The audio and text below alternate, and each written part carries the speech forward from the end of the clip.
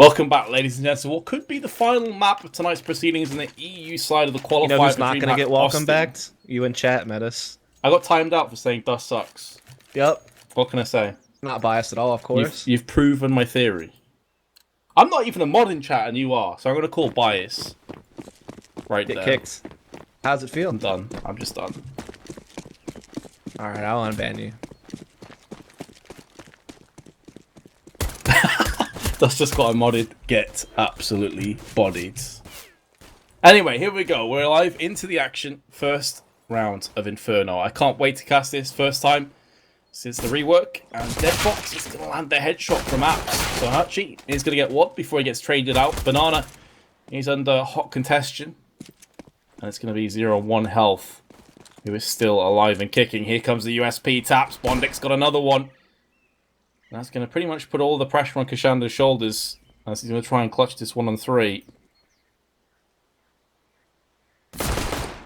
There is a possibility for this. Oh, he's actually picked up both headshots. What? I was going to say there's a possibility to make this interesting as Zero was so low. I wasn't expecting that second one to come in. And now Kashanda with the bomb plant and Deadfox without Kevlar.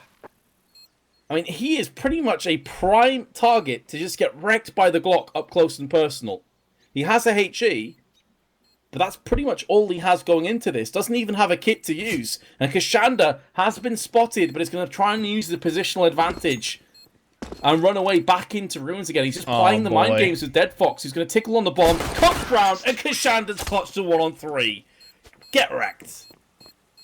Hellraisers are going to be shaking their heads about that one, but at the same time, great play from Kashanda. Played that perfectly to a T, especially how he plays out the 1v1 in the end, just making sure that he's constantly evading the push from Deadfox, repositioning very well. So they will get the first round on the board. Again, this was Hellraiser's pick in a map that they had the better results on in comparison to Vega Squadron, and they already have map 1 under their belt, so may think the 2-0 is a good chance, but Vega Squadron trying to contest against that. That's a good start by getting the pistol. We will see a triple stack at B from Hellraisers, and they definitely did buy all they could in this round.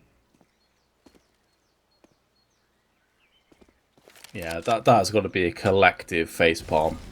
Hellraiser should not be letting that one slide. Angel around the side. Are you going to expect the player to be up close? And now he definitely will. Angel shows himself too early. The grenade's going to do damage. They can't really follow up on that just yet. The CZ for Deadfox is able to rattle off a shot or two before he can pull himself back to the A side. And he is joined by Sticko's 5-7. Yeah, they're not actually committing, though, to this pressure. They've actually kind of drawn back a little bit, maybe even considering something else. But now the bomb's making its way up to the first level of middle. Smoke going to come down to cut off rotates from library from being able to see into the site as we see the push coming up lane. So not a bad smoke to have in your arsenal here, as JR will lead the way with the UMP.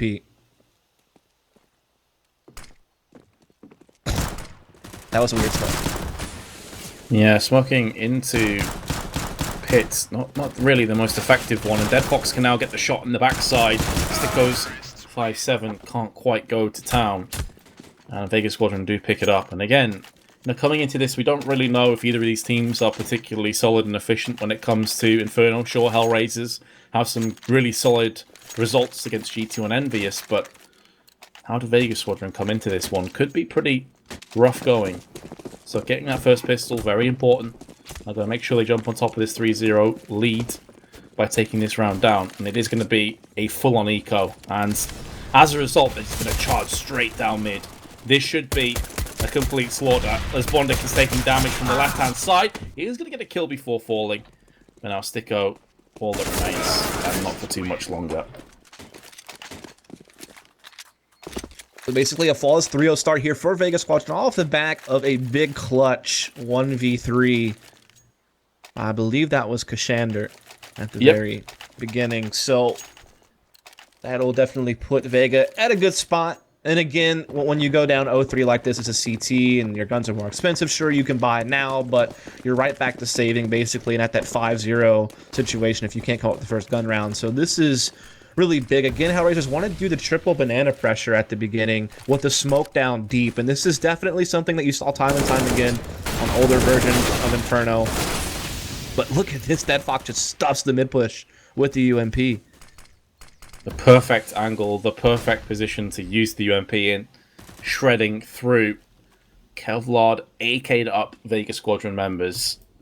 It's going to leave a mark. Dead Fox could be good for another one. Does dink JR, and even though he dies, takes a huge chunk of that health with him. And that bomb is still in a horrible spot for Vega Squadron to reclaim. It was almost as if as soon as they got smoked off at Banana, rather than kind of waiting around and playing map control and you know, still leaving options open, they just decided to just rush mid. And Dead Fox was more than ready for it. Big hat trick spray down, and like you noted, the bomb is in a very rough place for Vega Squadron to be able to recover it. Now Zero's even pressing down Banana to flank them. There's a lot of trouble here for Vega. It's a really solid call by Zero there. Whoever made the call for Hellraisers, knowing that with the bomb in such a bad position with that smoke, they'd probably try and force their way through the smoke. They would have their attention turned to middle, allowing Zero to come around the back and just spray them down. So intelligent play. They did lose a couple players. They're going to have to replenish those weapons. You can see a few of the Hellraisers members are fairly low on funds. 950 for Dead Fox. Actually 50 now that he's bought up the Incendiary. And 50 on Sticko. So they're still in a pretty sketchy position, the Hellraisers. Can't afford to lose this round either. I definitely don't want to be in that situation where you're having your economy reset as a CT team, and Mir looking to see if he can't pose a threat. Coming up mid again, very aggressively. Does spot a couple of members, but not able to land the mark, and Dead Fox just keeps repositioning in Boiler, doing great to stay alive, but he does eventually go down, but not before his teammates are able to get in a position to get a couple of frags themselves. So now a 3-on-3 over here at the A side of the map. Sticko's playing this very well. He knew that he was being encircled by terrorists, coming back through with the UMP, allowing Zero to get the flank kill once again. Hutchie's going to be throwing in that nade. That gives Zero an idea of where the last player is. Derps his flashbang. Does fortunately have another one to use. And that could play a bit of mind games with Hutchie, actually. He may think that Zero was coming up mid and still maneuvering his way up. He may not expect Zero to already be on the long side. But judging from his crosshair, he absolutely thinks it could be a possibility now. Zero, how is your retaking power? Well, the timing for Hutchie could not be better. And Vega Squadron have broken the shackles of that one round that the CTs picked up for themselves. Hellraisers in a position they could maybe buy, but it's asking a lot. Just 4.2k on Zero, and he has the most funds on their team. And they are actually going to go for this. Yeah, it seems to be the case, but they just want to reset Vega right back. But at the risk of their own economy, really. I mean, they do save up a lot of money still on Zero. He's still at, oh, never mind, he just bought all the way down. So, yeah, that's a tough call. Because, I mean, usually off of an economy reset, you want to save at least once. But Hellraisers feels confident that they can maybe break their opponents right back, I suppose. Definitely seen a lot more mixed buys these days. Yeah, it's always intriguing to see the likes of a Nova picked up. Because that could have just as easily been a UMP. But Sticko is using it in apps. It is devastatingly strong in this kind of a scenario, as is the XM or the Mag 7. Also nets you more money, obviously, is another thing to think about. Can farm up that money. Double boost inside the B-bomb site, by the way, so that's going to be interesting stuff if that comes into play. Bondic on top. The oranges, which is somewhat common, but Angel's position, not so much. The 3 players beat, 2 on 8. Neither of which are in mid, so they're ultimately giving up long control. Archers are bare until Dead Fox goes back in and has a quick peek, which he desperately needs to do because, of course, the call could come through at any stage. They could potentially be in CT, which gives another angle for Hellraisers to watch out for. And now that has came to fruition. So this is putting more pressure on the 3-player stack on the B site. And the heads have been spotted as Kashanda drills Angel and knocks him down. He's now looking for another one and will land it onto Bondic.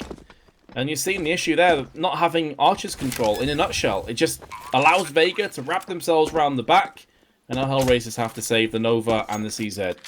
Yeah, I mean, it's just Vega sniffing out the one big gap in Hellraiser's defense there. I mean, typically when you're doing triple banana, you want to play together at A, and usually double pit or pit site is very common. So yeah, Arch is definitely going to be a little bit more exposed. They're able to split through that. Also, the fact that you saw Hellraisers maintain their boosted positions in B despite the fact they knew that CT spawn was being pushed, a little bit choice.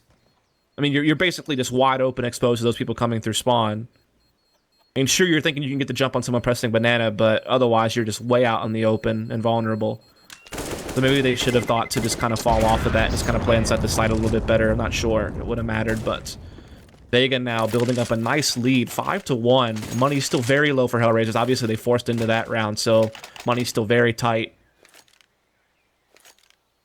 Yeah, I feel almost the player in Ruins could have offered them an extra alternative as well, Hellraisers, in that scenario. Having a player in Ruins means that the Ts have to be very cognizant of the fact they could get shot on the side as they aggress on the B site, or they have to come through into those tight, close-knit angles where the CZ Nova weapons of that description certainly come out better. But of course, hindsight's always 20/20. What we know, the round has gone the way of Vega Squadron, but the Nova and the CZ do get saved. So they have a bit of Kevlar to play with, and two weapons that up close will destroy you. Vega have to respect that. I don't think they heard the Nova rattle off any shots, though. I don't think they know that the Nova is even on the battlefield as it stands.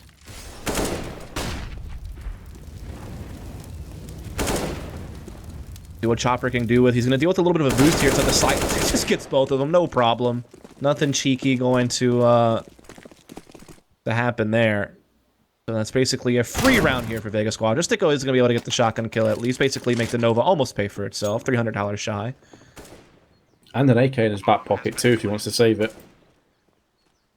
But it's mainly what reads at the top of your screen that's going to be a worrying trend for Hellraisers, and that's that they're going to be 6-1 behind. Even if they do save this AK Nova and CZ. Very split across the map. I mean, CZ is expendable, but the Kevlar really isn't. Nova is expendable.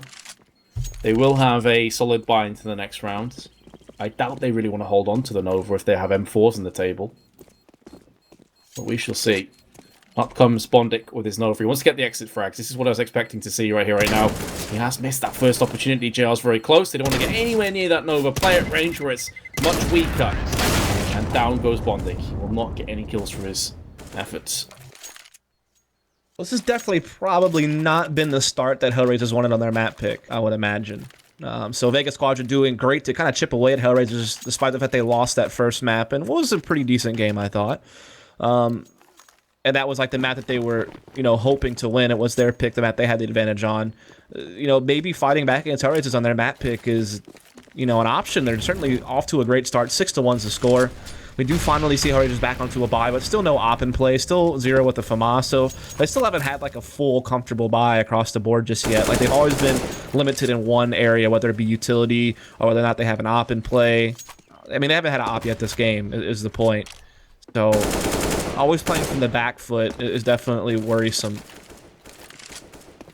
Going for this boost again. It didn't get bested courtesy of a full-on B push. It got wrecked courtesy of the push around CT side.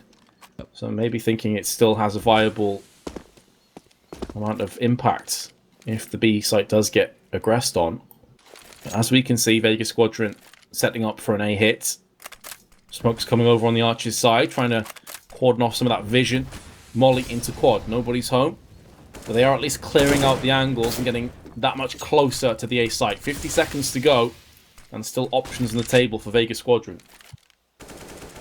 And there's no information for Hellraisers. I mean, they don't have any presence middle, no one peeking bananas, so the two people at B can't even really rotate, because they don't know what's going on yet. Now, Pop Flash is going to come out from JR to allow people to start flooding out of the apartments. It's a really nice tactic, and they do get both those kills inside the pit. Bondic inside the site will get sniffed out eventually. He goes down, bomb planted. There's no ability for Zero and Angel to retake, so they'll just save their guns at Banana. And that really just comes down to having no presence across the map on the CT side. You don't have any info, can't really rotate. Easy pickings for Vega. Yeah, also, it's just cool to see the repeated use of that one tactic where you put like 3 or 4 in apartments and you flash from middle and they just rush the pit. That goes back to Counter-Strike Source days. That's like an existence thing that he used to do with Very games. And he carried it in the CSGO for a long time. And you've been seeing a lot of teams use that. Like Gambit recently using it at Vegas. A lot of teams have been using that tactic. It's definitely a good one. Yeah, I mean, I think you're really seeing the impact of a lack of an AWP. Where Hellraisers can't peek. They can't have Dead Fox maybe looking through mid, looking down Banana, trying to get as much info as possible. And so as a result, Vega Squadron just have everything at their disposal. Could see a buy here, courtesy of those 2 save weapons. Stico has 6.9k to use. They said they're going to go for HEs. It's also a utility HE thing. stack. If you don't have the utility to maintain pressure on Banana and you're forced to play back into the site, that's also going to spell a problem. Because if you're Vega and you can get mid and apartments control, and there's no threat of Banana aggression because there's no utility on the CT side, it's just free reign at that point. We're going to see aggression again here from Hellraisers on kind of a, you know, they saved the 2 rifles and this one got pistols on everyone else, and they're just getting mopped up across the map. This is definitely not looking good for Hellraisers. This is not the start they wanted, not on their map pick. It's hard to tell if Vega Squadron have much on the CT side, so I don't want to get too carried away with Hellraisers getting wrecked in this map. But yeah, as you say, the early signs aren't good. Pause has been called. They will have a full buy. They could even afford 2 AWPs if they want. Well, I'm very much expecting to see Dead Fox pick one up for himself at the very least. You can imagine so. If he doesn't, I would be surprised. And I'd be a little bit worried for Hellraisers too, because these rifle rounds just haven't really proven to be that much. I'm really curious how if he changes position if he gets an op in his hands. He's been playing lane pretty much every round this half. And if he gets an op in his hands, typically you see ops play arch, right? Like that's the most common position. The only opper I can think of who would play lane regularly was JW when he used to play on Fnatic in the past. Pretty much every other opper you can think of plays arch. With the exception of Olafmeister, he plays B, and then the Brazilians, Henny and Fallen will also play B a lot. So it's kind of neat to see like the philosophy of oppers and what position they think is best for their op to have an impact. So I'm curious, with Dead Fox having played lane this whole half, does he move now that he has an op in his hands, or is that the position he likes to play from? Well, those questions will certainly be answered momentarily. Yeah, I just had a little nerd out moment there. And let's look at Dead Fox. Where is he heading to? So he's going to be heading towards the quad side by the looks of things. Okay, so more utility is being expended early stages for Hellraisers. Throwing out the incendiary over on the B side, stopping Banana, there's 0 with a peak. Maybe realizing they have to be a little bit more aggressive. They can't just play super passive and disciplined.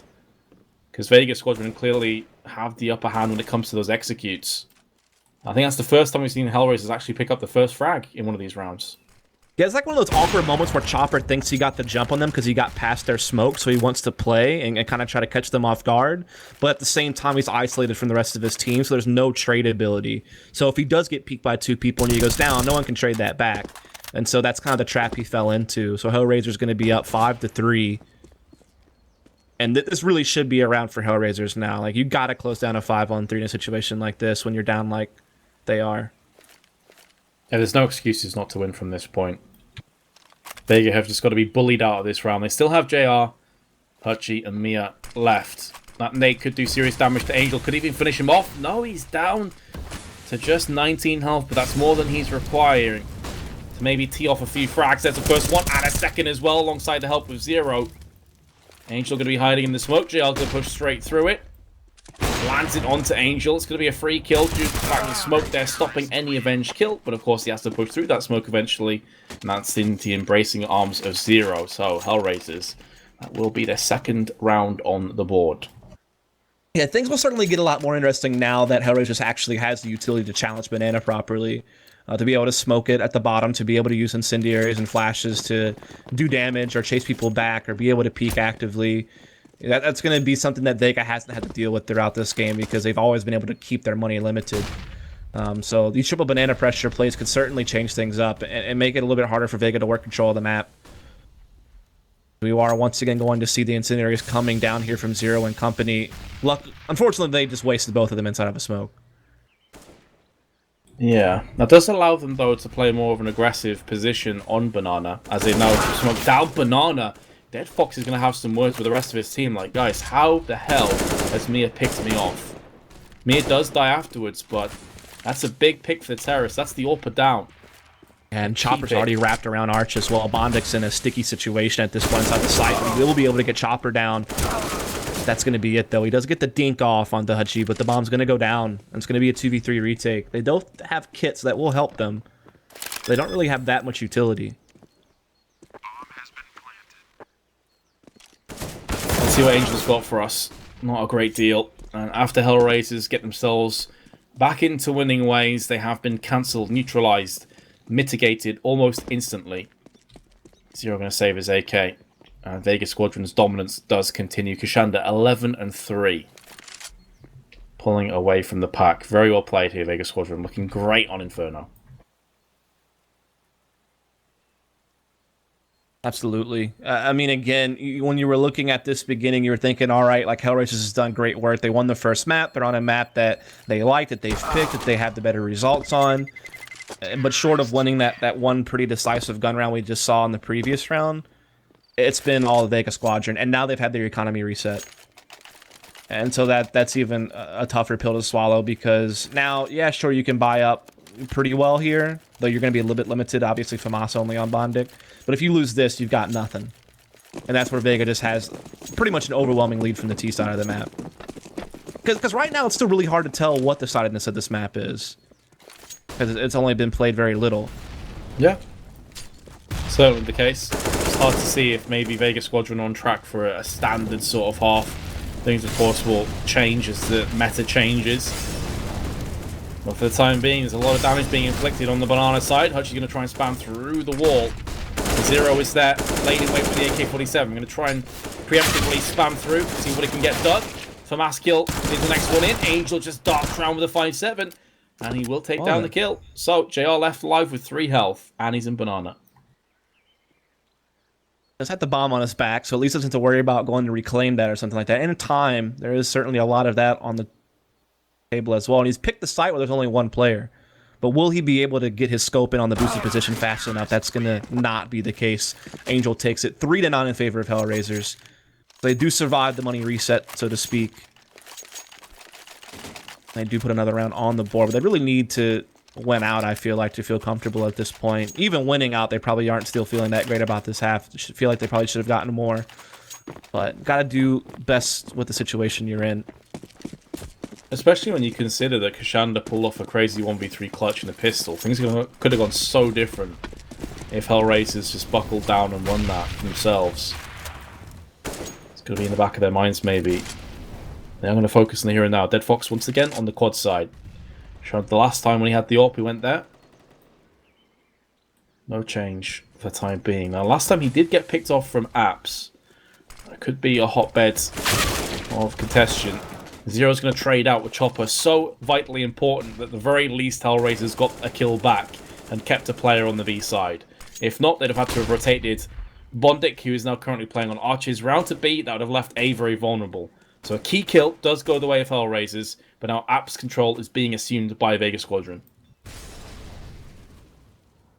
And Vega Squadron's getting all the basics down. You got mid control, you have control of apartments, done enough to keep Banana in a risky position, but so far the trades are equaling out, and Pitt still maintained by the CT side. Now they're starting to get the advantage, but Hutchie, he's swinging that around. He's come around, and Bondic just gets pinched. There's really nothing he can do there, so it's going to be a 2v1 post-plant, with Zero still pretty far off. He does have a kit. Gives him a little bit more time to work with, but again, no utility to flush anyone out, or flashes to peek with. He does luckily get the advantage of the fact that they still haven't planted yet, and he's already at Arch, so that gives him even more time to kind of mess around with things. Still going to be difficult, though. Yeah, and he may as well go for this. It's a 1v2, plus the fact they're running out of time, really. Ecoing is no longer, or saving is no longer really an option. You just have to go for broke. He does get one, but Hutchie's 6 health is the difference. If he doesn't jump to get that first frag, maybe he actually has a chance there, but when he got up there, he was just so exposed. Nice try, though. Can't fault him for that one. Wasn't a tough spot, but it's going to be 10-3 for Vega Squadron. Hellraisers just yep.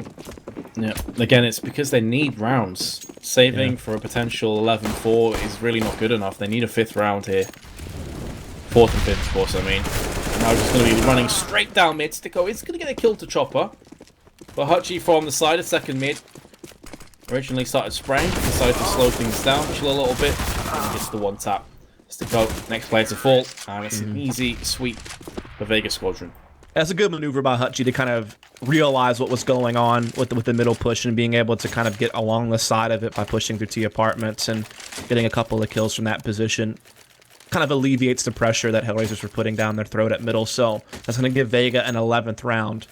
And now Hellraisers, again, just 4 spot up in the last round of the half, and yeah, I feel like they really had to do better than this. on their CT side. They're in a really dangerous position now. Luckily, they had the safety net one in the first map, so they're certainly not out of it. But yeah. Also, I will note that all of the North American quarterfinals for that qualifier has started. So if you're interested in those are available. People are streaming them. And for those of you asking, the third map, if we need it, which it's looking likely that we will, of course, will be Train. And that's the map Vega Squadron are solid on. That's a map where you're expecting JR to go ham. So Hellraisers have their work cut out for them if they can't finalize it right here, right now. Question is, how many rounds can they end the CT half with? And the answer is looking pretty resounding. It's looking like 3. Vega Squadron going to keep their pressure applying on the A side of the map. Just 0 by himself on B. And it's going to stay here for the time being in case the wraparound comes to fruition. 50 seconds left. There's still so much time for the terrorists to pick and choose where they want to go. Angel is going to get a kill and an AK. Not a bad trade, upgrading his pistol to the assault rifle. The only assault rifle the CTs currently possess. And now he decides to start to rotate. And look at this, Vega Squadron are going to rotate themselves. This is such a good call by Angel. He is going to be able to get that AK back over to the B side of the map. He still does have 0 inside the sight with the ump. Even Bondic starting to cheat over towards Arches as well. Going to use a pop flash from a teammate here to get another peek in on it. All the while, though, he's being stopped from rotating. So it means that there will be a 3-on-2 here from Vega Squadron at B. Perhaps even a 4-on-2. So they're able to get 2 kills. That does buy up Hellraisers a chance. And actually, they're going to run out of time. He whiffs the jump a couple of times there. Wow. Oh, my goodness. He tried to jump up twice with the bomb. And he whiffed both times. That was Mia. And that cost them the round. It's the kind of stuff you can't anticipate. Basically. Who would have thought that a round win comes down to that?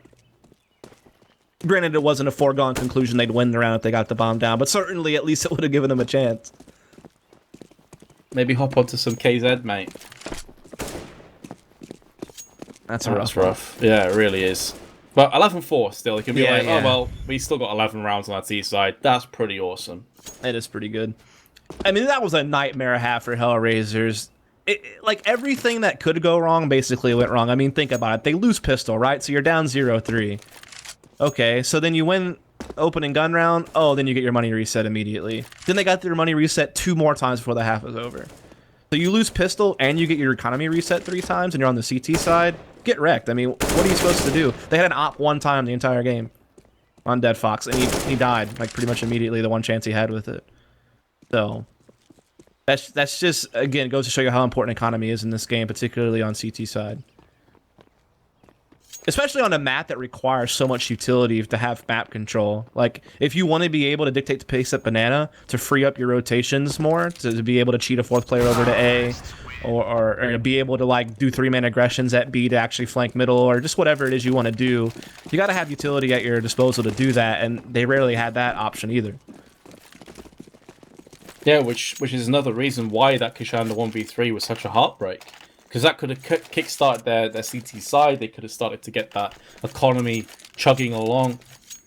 Instead, it was Kashanda coming back with a huge play. 11-4, Hellraisers. Can they return the favour? Can they break the economy of the CTs, keep it low, and bring this back? It's not out of the realms of possibility. 4 rounds isn't much, but it is something to build off. Let's see. They've got to win this pistol up. That is of the utmost importance. It would have seemed the bulk of their aggression is going to be coming through second mid. Kashanda has been spotted. In turn, he sees a bunch of terrorists coming his way, but the bomb is still on the T steps. Take nothing for granted here, Vega Squadron. A lot of time for Hellraisers to utilize. There's 1 player deep on Banana. Poor JR. He's about to get destroyed. You have to imagine. Wow, he got 2 more than kills. I thought he would. What? That's good enough. That'll do. That's insane from his position. As he said, I thought he was a dead man. Glock's that close. He should have died without anything. Instead, 2 kills. That is Look huge. at that, how that changes the whole mood of the round, by the way. You got to think Hellraisers were ready to just explode on the B if they trade that a little bit better. Like, go 1 for 1 or get the clean kill. But now they've been slowed down to a halt. They're in a 3-on-4. I mean, even though JR was in such a vulnerable position, he pulls that out. The unfortunates continue to stack against Hellraisers in this map, man. Unreal plays. 45 seconds left. Hellraisers still effectively will be in a 3-on-2 though, because Vega Squadron are stacking both sides with 2 players. So sure, JR did a lot of work. Hellraiser's not out of this just yet. Yeah, this pot flash is going to come in for the apartments flood. Indeed. And Kishenda eats that to the face. He can't see anything. Still lands the shot on 0. Oh my goodness, Vega Squadron are just unreal right now. You can't contend with them. Sticko is going to be coming round the side. Kishanda goes down, and now puts us into a 2-on-2. This is where the USP's range could be quite the issue. So Sticko can't afford to peek too much from Pit. But Dead Fox connects it between the eyes, and Mia gets silenced. Chopper out in the open, outside of Library. He's got dinked already by Sticko. And that probably is the round over, barring a hero play. And it won't happen. Hellraisers salvage it just about.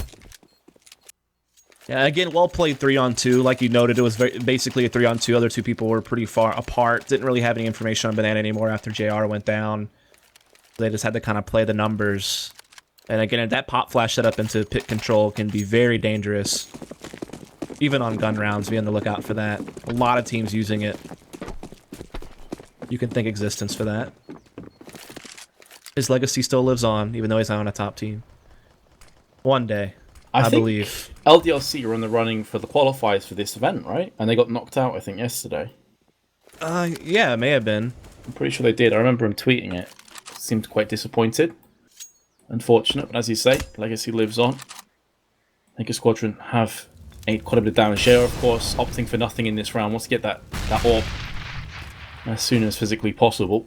The rest of his team with upgraded pistols and Kevlar. No nades, no kits. Gonna have to come down to the firepower. Angel doesn't quite finish off that kill, but Chopper is exceptionally low. Just 3 health left. Bomb still in mid. And Vega Squadron's positions on A in particular, very aggressive. Playing aggressive defense, as you'd expect with this kind of weaponry. Mir does get a little bit aggressive there at middle. Does get tagged up just a bit, not too much to be too worried. As it looks like the B attack is all but around the corner. 4 players gathered up here at the beginning of it. Smoke gonna go down, CT spawn any moment now. And here comes the push. And this should be a fairly clean one at that. Bomb dropped out, enough time to pick it up and plant the bomb. And the early confrontation really was always going to be the most difficult part of this take. Now, keeping control should be a whole lot easier. Pistols coming in against the UMPs. They're going to look for a boost onto the flower beds. But Bondik's position is already there. He knows exactly what's coming up. Crosshair on point. Mir takes a tumble. Hellraisers will take a 6th round. I actually think that Hutchie may actually go for this one, and he has landed the first headshot, so that's going to keep this round interesting. Again, remember, there's no kits, and now it's all on JR. No point in saving, of course, just the USP, so you can get a kill on his way out. Not going to happen. Yep, so round secured by Hellraisers, and they maintain the AK as well as 1 SMG. And they are slowly getting themselves back into this game. Now they have the opportunity to do the same thing that Vega did to them. Put their economy low right at the get-go and just maintain control of it throughout the half. If they can do that, they can easily put up similar numbers to Vega and get right back into this one.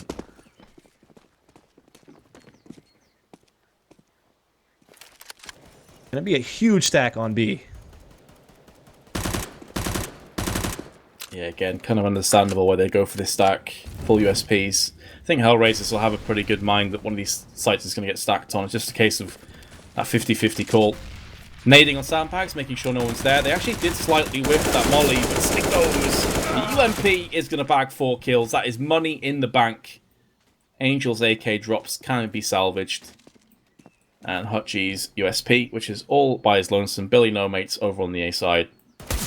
So this is exactly what Hellraisers were looking for. The pistol into 2 comfortable rounds to follow up. If they win this rifle round, Vega Squadron are back into another record. This is their gateway back into this map. Absolutely. I mean, they're basically a gun round away from crushing Vega Squadron's economy for really the rest of the game. Because, I mean, they bought everything they can. They put the op in JR's hands. You're putting them in a situation where, unless they can string together 2 or 3 rounds in a row and do so comfortably, that they're going to be in the exact same boat that Hellraisers was in all first half long. Angel still has his MP7. There are 2 players without head armor, which could be Very much targets, and the nade connects onto Rip. Sticko's head, instantly downed. Just 10 seconds, pardon me, after the round started. Great way to open things up. Absolutely. Vega almost has no utility left already, though, by the way. So it's going to be very hard now to work retakes and to hold any more executes off. And there it all is, basically. Chopper has one smoke left, and there's one flash on JR, and that's it. And he just used it. But what? How did Chopper die? Or how did Angel die, rather? I didn't quite catch that. That's how did he not get away from that? That is pretty insane. All right, then. As you highlighted, though, one flash left. Crossfire is pretty solid for Vega Squadron. 50 seconds left for Hellraisers to decide which site they want to push. It's looking like it's going to be an A. At this stage, they have no control over Banana, so for all they know, Vega Squadron are already down at the bottom of Banana towards the T step, so I think they're going to be forced into this A hit. And JR's position, he's not budging a muscle. He is just going to stand there. Smoke towards the library. Kashanda is going to be peeking out. Oh, and JR actually misses the shot. This bait, he doesn't quite get punished for it, though. Kashanda has gone down. Here comes the flash, Hutchie. Is he going to get picked off? Yes, he is. The flashbang destroys him. Chopper from the side is going to bag himself the 1 kill and a second. It was looking maybe hopeful for Hellraisers for a moment there, but then Vega closed the door in their face. Yeah, it certainly got a little bit worse. I thought Hutchie was just going to get a free kill there. I mean, JR basically baits for him with the op, and at that point, the guy in apartments probably isn't going to check, but I think from the flash, the animation of the CT model getting blind is what caught his attention. He may have not even checked it if it wouldn't have been for that. So that is pretty crazy stuff, but it winds up not really mattering in the grand scheme of things. Still a round for Vega nonetheless, up 12-7 now. You need to worry about their economy getting reset, though. Yep. Even though it's 12-7 and they have a nice buffer of rounds, they are actually in a fairly dangerous position, I would say, a Vega Squadron. Hellraisers losing Sticker right off the start of the round is certainly not going to help matters, and he's going to play more passive as a result of that. Not toying with the idea of staying inside Banana, but actually playing on the T-steps instead. That's fair enough, respecting those early nades. And once again, barring Hutchie, who has a bunch of nades, the rest of his team, by and large, have very little. So Hellraisers certainly ahead in terms of the utility war.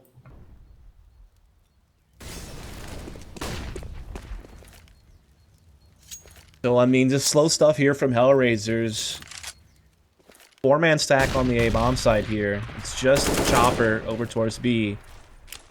You have Dead Fox and Angel putting some pressure here towards Arch. But the remaining members are actually going towards Banana with the bomb. And they get the kill at Arch. This stinks. I mean, Chopper's in such a bad way. Now, they're going to split Banana through Arch and Banana. And they're going to be able to cut off the rotates if one stays in CT spawn. This is a nightmare for Chopper. Any kills from this point is going to be huge from his perspective. If he can get 2, well played, and that's why. I mean, as you said, it's just brutal for him. As soon as his team die, you know, that's pretty much the round done. Mia gets the kill, down to 12. Rest of Vega Squadron decide better of it. Again, due to their economy already in really poor shape. Don't throw any of these weapons away. You can get a solid buy into the next round. Mia could drop for somebody. 12-8 will be the score. Hellraisers dragging their way back into this. That will be 4-1 on this half. So Vega Squadron only with that one sole round. That's really the thing. If you're going to play 4 players A, that's fine, but you have to maintain control of Arch and Library. Like, that's a necessity. If you wind up getting boxed into the site and pit and you allow players to get up and wrap around Arch side, you're screwed, because not only is your B player just going to get pinched from so many different angles, there's no way he survives, but you're also cut off from rotating. You have to go through middle and flank Banana now or something like that. Yeah, like, that's why normally when you see 4 players playing A, you see like 1 Arch, 1 Library, and then maybe like 1 pit, 1 site or something, just to make sure you maintain control of that side of the map. That way your rotate B is still always an option. You're never going to be cut off from your teammate totally. But in that scenario, they were pretty much all in sight. So when the 1-player Arch goes down, it's pretty much a done deal. It's pretty intriguing as well to see how the two teams are deciding to shape up on their CT side. We saw Hellraisers more often than not stacking 3 players on B. Vega Squadron have had 1. They're now back to 2 again. Always curious to see how different teams come in, especially when a map is brand new, almost fresh back into the pool once more. Yeah. Sticko's taking damage again in Banana. Angel is going to try and return fire. And as a result of the saved weapons, they actually have a pretty decent buy here, Vega Squadron. A lot better than the alternative of trying to retake and losing those. So they're actually a threat to be respected in this round. To be fair, though, 3 players are now down to $0 and 1 down to $100. Yep. So you lose this round, you're almost in double save territory, and that's where Hellraisers just really closes the gap. So this is a big round for Vega to maintain like a solid lead and make things kind of easier on themselves to force a third map. Hellraisers, meanwhile, is licking their chops. They know that they have Vega Squadron in a tight spot. Only 3 flashes as well with 40 seconds to go. You'd love to have a smoke or a molly at this stage to try and fend off mid, and in doing so, that's why they're forced into these peaks. They need information for the same reason that Hellraisers needed information on their CT side. You give so much leeway across the terrorists, you give so much real estate, and they will pounce on that. Mia's taking a bunch of damage on the side. He's been flashed. He's been fragged. Hellraisers, well, their T-half is looking a whole lot better than their CT did. And they will get on top of this site, and again, Vega Squadron want to save. What was that last Molotov for? I thought originally he was trying to Molotov Shadow, but I think it was new boxes, wasn't it? I think he just derped it. Yeah, this derped. I will say that was actually a good execute from Hellraisers. I don't know if many people were able to see that, but not only did Hellraisers Molotov oranges, but they also mollied new box and Shadow, and they did it all from cover. Like Angel line up a smoke inside, line up a Molotov inside closet where you could peek it without being exposed anywhere. And I think he threw his into Shadow. Someone threw one new box. So they basically made sure that there was no cover for CTs. They were all going to be forced out into the open. And that's always great stuff when you have well set up Molotovs. So props to Hellraisers. That's probably one of the neater executes I've seen throughout this series. Really throughout the tournament, at least the games that we've watched. Yeah, look good. Definitely look good. And this is why, you know, when it was 8-1 in favor of Vega, we were saying, look, don't count Hellraisers off just yet. We don't know how good their T side is going to be. We don't know how Vega Squadron are going to offend on their CT side. Seems Hellraisers much more comfortable on the aggression as opposed to the defense. And that Molotov that we were curious about, I think what he's trying to do is bounce it into the gardens of ruins, and it just kind of derped and went into Shadowish. Yeah, I would definitely say if you're a fan of like tactics and you want to learn stuff, I would definitely download this demo after the game is over, go back to that round and watch the Molotovs that Hellraisers line up, particularly Angels from Closet. Yeah. Really good stuff. There's also a pretty cool execute from Vega, as he said, that was very reminiscent of CSS on the A side, with the flashes into the peak from... So there's been some pretty cool set plays. Yep. Not necessarily too complicated, but very effective. And now Vega into an eco. They're going to have to contend with these nades. Chopper's going to eat a lot less damage than I thought he would, but he was on the wrong side of the wall. Just 4 health lost in that trade. Now Sticko up close and personal as the flash comes in. The AK-47 is going to go to task with both him and Angel picking up kills. JR left. He's on 8. He does have a HE, but that's it.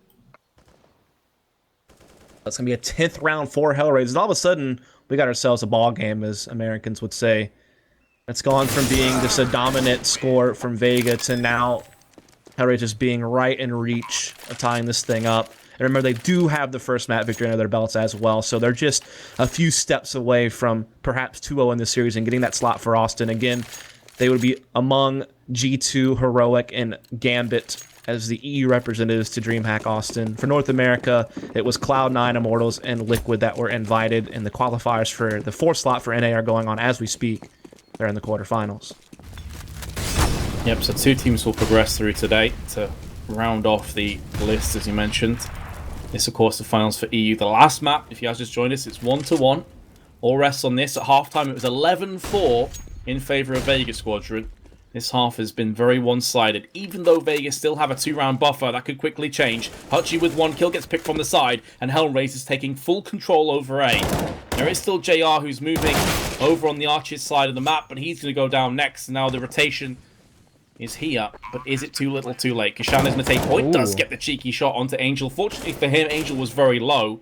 I think around 7 health, somewhere on that mark. 3 on 3. Only a smoke to retake with, and they don't have a kit dust. This is asking a lot. Yeah, it really is. Mir, though, going to be able to come out, maybe catch a 0 with a nade in his hand, so that's a player with his pants down eliminated. So now 3 on 2, making it a little bit easier, but Bondic remaining alive on the corner, swinging around with Dead Fox, get a couple of kills. So now it's Bondic versus Kashander. What can he do here? Kashander needs to get the kill fast. Did he get it fast enough? This is a tight one. I think he might have it, though. Pretty sure he does. Okay, I was wrong by a second. Oh, great. NA caster, of course. Can't read the timer. Sorry, I feel mate. like you set me up to fail there. Like, you What? know you didn't want any part of that, so you're like, I'm just gonna let Dust cast this part. Make sure he gets wrecked. Mate, I just realised we've been casting for 8.5 hours at this Have stage. Yeah. Yeah, we started at 9. It started at 2, it's now 10:30 for me. Oh, So we'll let you off, and it was like half a second out, so... Yeah. It happens to the... And to be fair, I didn't say it confidently. I was questioning it the whole time. I was like, hey, he might have it. Trying to save myself as best I can. Keep digging. Yeah. Angel and Dead Fox both opening up, and this is a chance for Hellraisers to get themselves level, which was looking like it was a million miles away at the start of this half. Spray, stick up. We'll take down shot, but... Oh, cheeky shot from Hutchie from the side. Bondic was not expecting that. Railed in the temple. This should be Hellraisers rounds. A Deagle, a Kashanda, and a CZ. All that stands between Hellraisers at 12th round. So it's going to be a tie game here in map 2. Again, Hellraisers did take the first map. Pretty close game on Mirage, but it did go to them nonetheless.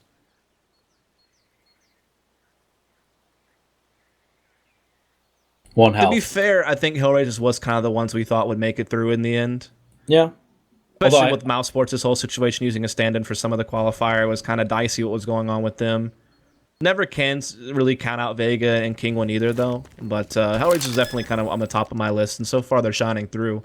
But I mean, Vega's still in this map. There's no doubt about it. And the third map could still be around the bend, so we'll keep our eyes fixed here as Kashander just trying to save that armor and deal.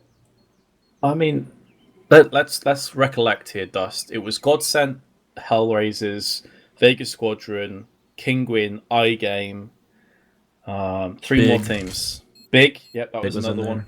Mouse Sports, and then some. There was that weird Swedish team name that I'll never be able to pronounce. So yeah, I think it's a fair shout to say out of those 8 teams that Hellraisers would be one of the favorites. I think some people have said Godsent, but for me they're too inconsistent right now. I mean, I think Hellraisers definitely had the more impressive online results lately, and the fact that they qualified for Star Ladder, the fact that they were qualified for the major, things like that certainly kind of put them a bit ahead in recent results than some of the other people in the field. And of course, Vega, in the first game that we casted today, did knock out Godsent after trailing 1 map. I think it was Overpass they lost on, and then they put on a clinic. Godsent got wrecked in the next 2 maps. I think it was Mirage and... What was the other map that we casted? Was it Train? Yeah, maybe. Yeah. Wasn't Mirage again? I think we cast Mirage a few times today. Yeah, anyway, pretty sure it was Train. Round 25. All even. Both teams with a full purchase. Doesn't get much closer than this. Oh, here comes the boost. Are they going to pay for it? Indeed. Mirror tried to jump on the wall that Hellraisers paid for. Wait, no, I got that wrong. You try to force the meme. Doesn't work.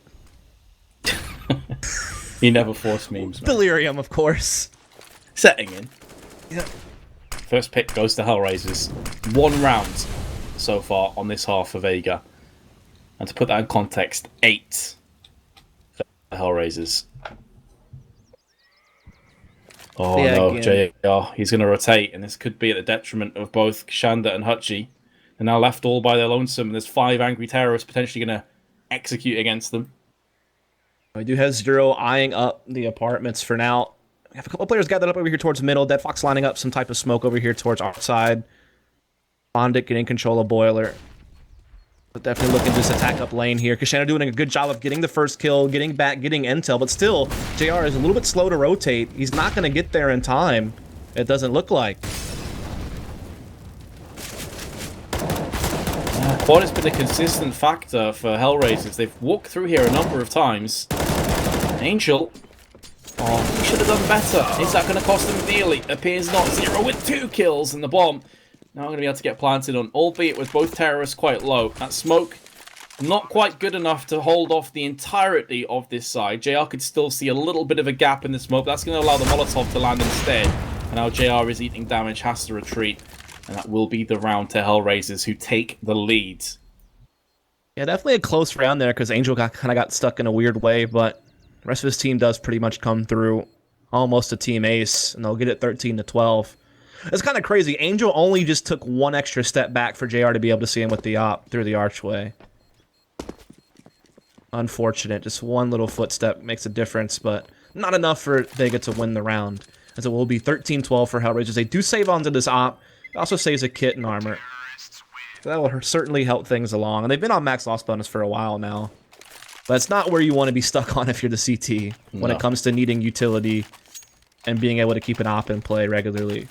And a statistic I'm sure Vega Squadron will be wincing at is this is the first time in this entire map that Hellraisers have been in the lead. Yep. They have been trailing all the way to this point. At one stage it was 8-1, finished 11-4 in the first half. Hellraisers have bossed this half of Counter-Strike, and our Vega Squadron will be looking to make the most of it, but they're going to heavily nade. A carpet bomb pretty much lands on Banana and claims the kill onto Dead Fox. They do retaliate in kind with a kill of their own, however. 4v4. It's a 4-man stack at the B-bomb site that Hellraisers almost walked into, but now they begin to get a bit more patient, and this actually forces Hutchie to eventually have to rotate. Can't leave A this vulnerable for this long. Not when things have slowed down at B the way that they have. JR will maintain vision for a moment there with the AWP, but even he starts to begin to back off. Playing a very passive position for a few moments there. He had the only smoke for Vega Squadron. Now he has the only flash. Also the only kit. Goes to show how bare bones this defense really is. That flash is on point, but Sticko no, not like this. Mia. Get dumpstered. Kashanda has put down the kill though into mid. That's letting the bomb drop, but now here comes Bondic with a kill of his own. That's not how you want to use your last flash. That's not how you want your last flash. Unreal stuff by Sticko. We'll see if Hutchie can keep it up. Oh, he just burns to a crisp from Bondic. Can't get out of that Molotov. Bomb's going to go down. It's going to be 14-12. And JR, again, has to think better of even going for this. Sure, he has a kit. He does have an incendiary. But if you want to keep an op in play for the next round, holding on to it here and now is what's most important. Oh, rip. I mean, he's going for an exit, but I don't see the point. Like, why risk your op just for an exit frag when they have this much money? That's not really the... I think he's taking it. This makes no sense. What is he doing? This has been one of Vega Squadron's biggest weaknesses that we've seen today. In these kind of situations, they typically are far too aggressive. And as you say, if he loses this AWP, it's a huge part of the puzzle that goes missing. Unfortunately, I don't think chat saw what happened with that flash. So basically, JR used his last flash to pop flash Banana. Out comes one of the CTs to try and make the most of it. I think it was Mia. And Sticko, who's looking directly at sort of where the car used to be, where those wooden panels are, spins around and insta-headshots him. One taps him while flashed. Like, it was disgusting play. I mean, he was so blind, too. He was fully flashed. He couldn't see anything. Yeah. Just he was like around, Ray Charles blindfolded right there and still got the kill. Like Stevie Wondered. Do you know what I'm saying? Like, purely flashed. Rip. Good start for Vega Squadron.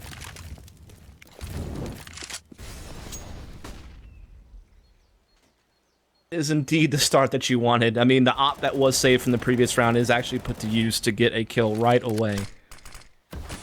So can't ask for much better than that. But what can they build off of? It's the question now. Yeah, it's all well and good getting that opening pick, but it's really been what's to follow that's been their issue. We've seen them get kills before, and then Hellraisers just turn it up a notch. Coffins, we'll see JR try and seek sanctuary with his AWP. He goes back into the open and nearly gets wallbanged to death, down to 16. Playing with fire, not quite burnt on this occasion. Now they're looking to opt through apps. Bondic will be taking point through Boiler. Yeah, and I wonder if they're going to try to flash zero out here is going to be the question. I mean, they do have Bondic and Boiler. They have some smokes and flashes being set up. Looks like they want to attack into Arch directly. Kashander just gets wrecked. Doesn't even fire a bullet. Just out in the open. Easy peasy for Angel. Oh my god. And then there goes Mir. What is this? It's just falling apart. That's exactly what we were saying before, Dust, though. Like, they get the opening pick, and then just the House of Cards comes crumbling down. Hellraisers have this godly T-half, it would seem. I remember they've got victories against Envious and G2 on this map recently online. Those headshots from Angel were just ridiculous. Especially the one on the pit. 3 kills. 3 golden kills. I'm sure as Hellraisers will see it. Vega Squadron with yet another save. 1 round on this half. That's it. That's all they've got from this. This will now be 8 in a row for Hellraisers and 11 in total for the half. And they now have a few map points to work with to try to close this series in 2. If they can do that, they will be moving on to Austin in a month's time. And Vega Squadron will be left being oh so close, but not close enough. The save will afford a drop of an AWP, actually. So JR drops an AWP to Mia. I'm not sure if he will be the player to keep that. But I'm guessing we're going to see 1 AWP on B, 1 AWP on A. JR is going to be taking his to A. And indeed, Mia will take his to B. Hasn't really been the issue, though. It's been consistently repelling these pushes. And as a result of going for that secondary AWP, they're going to be skimping on utility in Hellraisers. They're looking to push up Banana as the dreaded lag comes in. Yeah, I mean, it could be over here and now. Is this double op really going to come into play? Mir has one inside the A-bomb site. He has it inside B. JR has it over towards the A-bomb site. But so far, it's even trades into B. Mir now alone. Oh, that Molly pushing him out. Easy pickings for Sticko at that point. And Zero's still here to be able to backstab. As the bomb is still at T-stairs, but quickly collected by Bondic. He should be bringing it, maybe bringing it to A, actually. As they hear these 3 people rotating CT, he may elect to tear up with Zero and just take it to A. It's still up in the air at this point. You can tell they're trying to figure out what's going to be best. Very passive defensive positions assumed by Vega, though. The 2 players in Ruins, they've given up the bulk of the control over the B side. Although Hellraisers haven't pushed in yet, they don't need to rush this. They have so much time left on the board, 50 seconds. And look where Hutchie is. He's the backside of Ruins. Kashanda's just chilling in Garden. Unbeknownst to Hellraisers, they could already push this bomb in. They're just worried because 2 players are low. And it just takes a couple of stray bullets through the smoke to capitalize on top of this and turn it round for Vega Squadron. Hutchie take minimal damage from that nade. Spamming through, unfortunately. Wrong timing altogether. Molotov keeps Kashanda at bay. Allows the bomb plant. Sticko's going to land a headshot and finish off the kill on Hutchie. Actually doesn't land the headshots, just outright body shots. Finally, he goes down to the USP. Kashanda is actually going to be facing this with the USP as opposed to his M4. Can't afford to reload, I guess, is his mindset on this one. And throws the smoke down. He doesn't have the kit, otherwise he may think about even ninjaing this. But JR does, as he's coming up. And will get finished off alongside Kashanda. It's going to be Hellraisers pulling back. A great escape. They will progress through. And congratulations, they qualify for DreamHack Austin. Yeah, absolutely. Congratulations to Hellraisers. Again, they will be joining the likes of G2, Heroic, and Gambit as the EU representatives for DreamHack Austin. Again, for the Americas, we have Cloud9 Immortals and Liquid, and we're waiting on that 14 to be decided here and now. The quarterfinals are actually live right now for all 4 games for the NA side of things. Participating in that is Selfless versus Energy. Energy is a map up on Selfless. You have Luminosity versus Complexity, as Luminosity is a map up on Cole. CLG a map up on Rush, and E United is a map up on Misfits. So if you'd like to catch those games, they are all being casted right now by different channels. We got Seaside doing Misfits versus E United. You got Blue doing CLG versus Rush. I think you have, I don't know if there's an English stream for Complexity versus Luminosity, but there is a Brazilian one. And then you have a couple of different people doing the Selfless versus Energy game. So if you want to go check those out, just go on hltv.org. You should be able to catch those games. But that is going to do it for me and Metis today. Yep, so just before we do head off and part ways, any final words, any final comments before we get this under wraps? No, definitely a lot of fun casting the qualifiers with you today. Definitely cool to see Hellraisers make their way through. Definitely a team that's been doing pretty well online lately. I mean, they qualified for Starlighter, so we'll see them there soon. And now they add another LAN that they're going to be able to attend early part of this year. As this seems to be one of the more well-put-together teams that Hellraisers has produced in quite some time, it feels like. And they've always had star players at different points on the team that made them a dangerous upset team. But now it feels like they're a little bit more well-rounded and their T-sides are a little bit better off than they used to be. So, yeah, they're definitely shaping up to be a pretty good team all around. And definitely thanks, everybody, for tuning in. Again, if you enjoyed the casting, please follow us up at OnFireMetis, at Dust Murray. We'll put the links in chat. And yeah, just be sure to catch some of the other games being casted for the NA side of things. Just go check out HLTV and you'll be able to find the game of your choice. Yep, and next week, guys, will be the DreamHack Tour stream. in exactly 1 week's time, I believe it is. So definitely tune in next week to find out who'll be going to DreamHack Tour, which of course is about a few days after Austin takes place at the start of May. That's going to do it from us. Thank you very much for watching. Hope you really enjoyed. We'll see you next time. Adios.